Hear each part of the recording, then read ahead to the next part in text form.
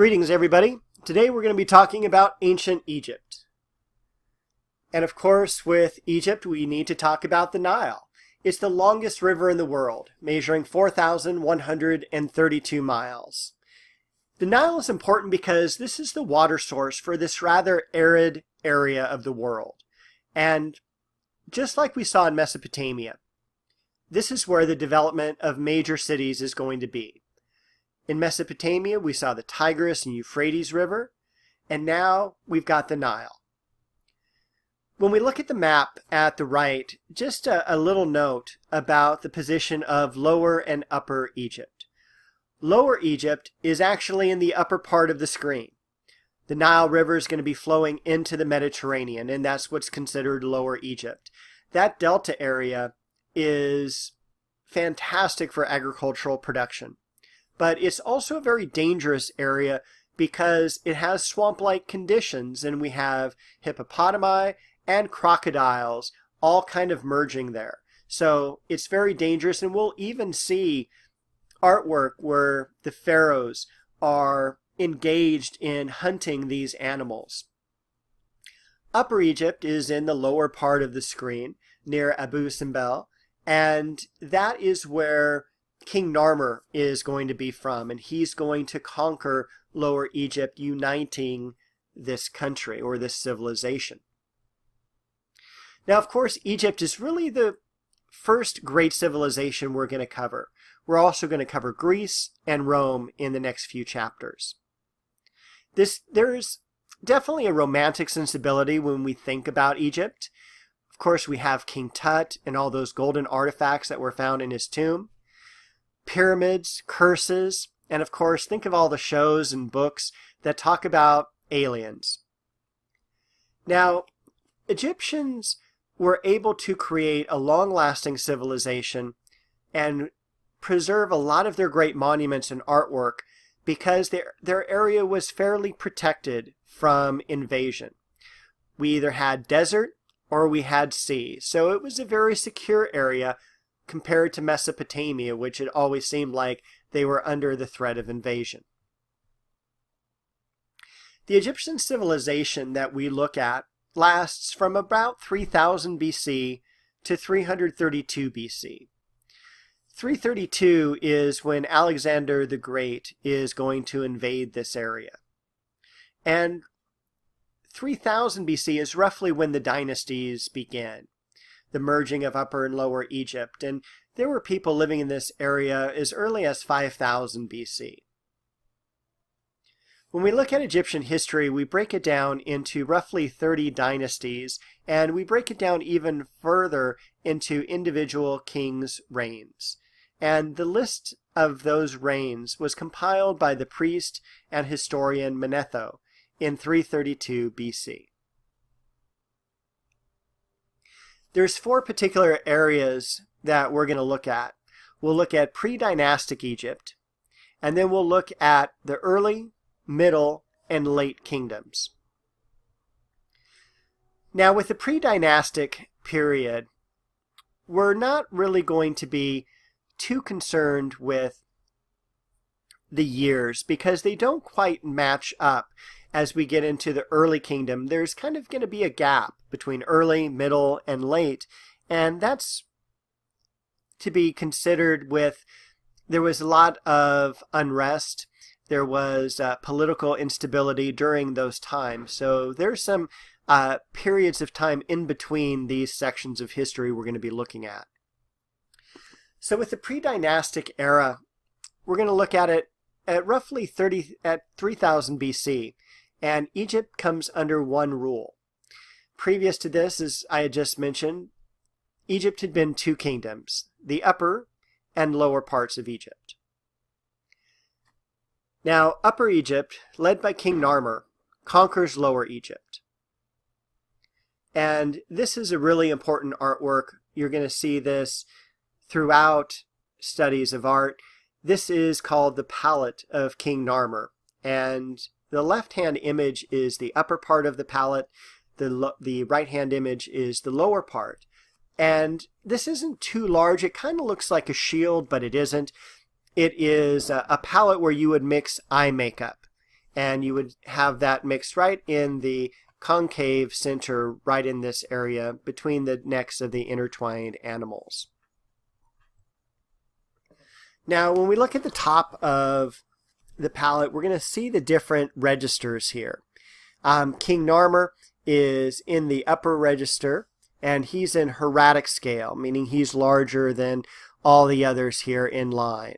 Now, we talked about hieratic scale when we talked about the Middle East, where we had the Stele of Naram Sin, for instance. We had a supersized leader. He's the most important, and it still resonates here with the Egyptians. You can see he's in kind of a processional or some type of ceremony going on. He is going to be wearing the hat of Upper Egypt. And you can see at the very far right that he has all the enemies that have been killed lined up here. And there's not really any sense of space. That's why they're vertical. And you can see their heads have been decapitated and placed between their feet. The name Narmer is also visible right here in the upper center, where we've got Nar as the fish and Mer as the chisel down below. The cow on either side is representative of the god Hathor. In the middle register, we have the intertwined necks, which show the unification of both Upper and Lower Egypt. This is also where your eye makeup would be mixed. And then the bottom register, we have a bull breaking into a walled town and trampling an adversary. Now, this work is what's considered low relief or bas relief.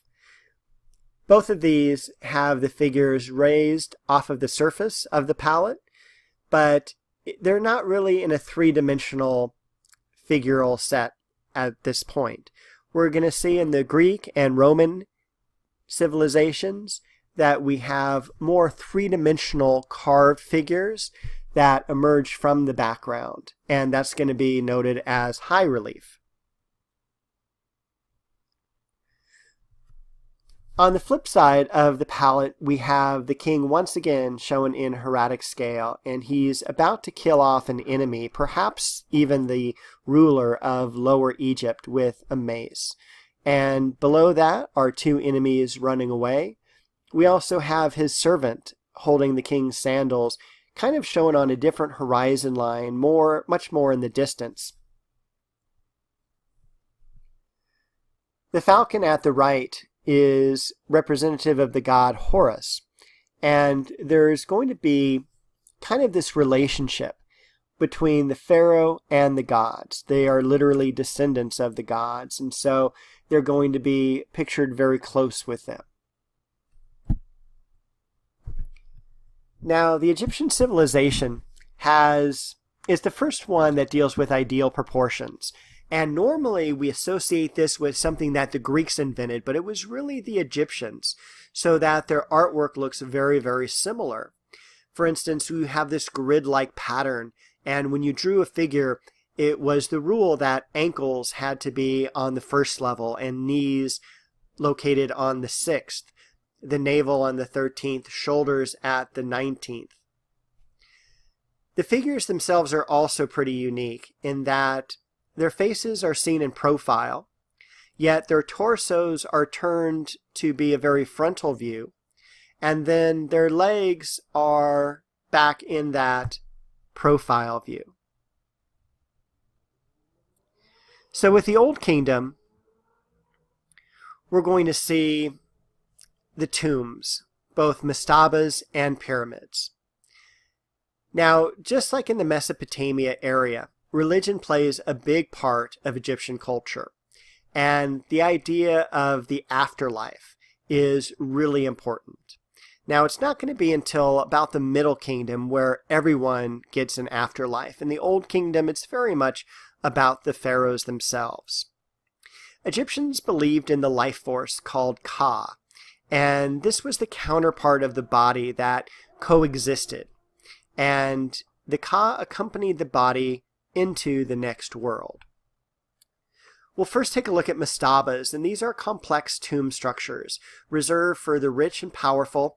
No commoner would have been buried in one of these, and normally these are one-story structures. However, in the case of the pyramid at Djoser, there is kind of like this pyramidal complex, and it's basically mastabas set on top of one another. Now with this image here, this is just the regular mastaba. Single story, and you can kind of see how protective they were of the body. The burial crypts are below, and they would be very, very tough to get to and loot. But this is the step pyramid, or the funerary complex at Djoser. And this is, it's almost kind of reminiscent of the ziggurats that we see in the Middle East.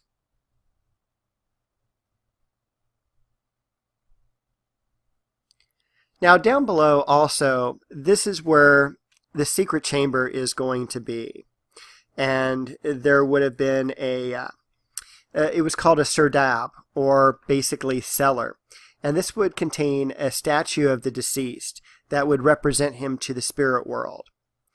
And these tombs would become more elaborate and complex.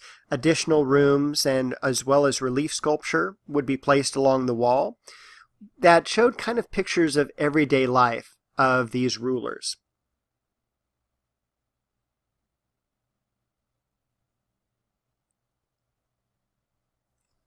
And then we have the Great Pyramids here. And the main things I would want you to know about them are the names. Khufu would be the one at the far right, Khafre in the center, and then Menkaure at the front left. The largest one is off to the right, and that is Khufu. It covers 13 acres at its base, height 481 feet, basically a football field and a half. And there would also have been originally a 33-foot high wall built around the pyramids. Next to each pyramid is a funerary temple, and the embalmed body of the pharaoh would be ferried across the Nile and then placed at the temple. It would then be carried up the causeway and placed in the pyramid.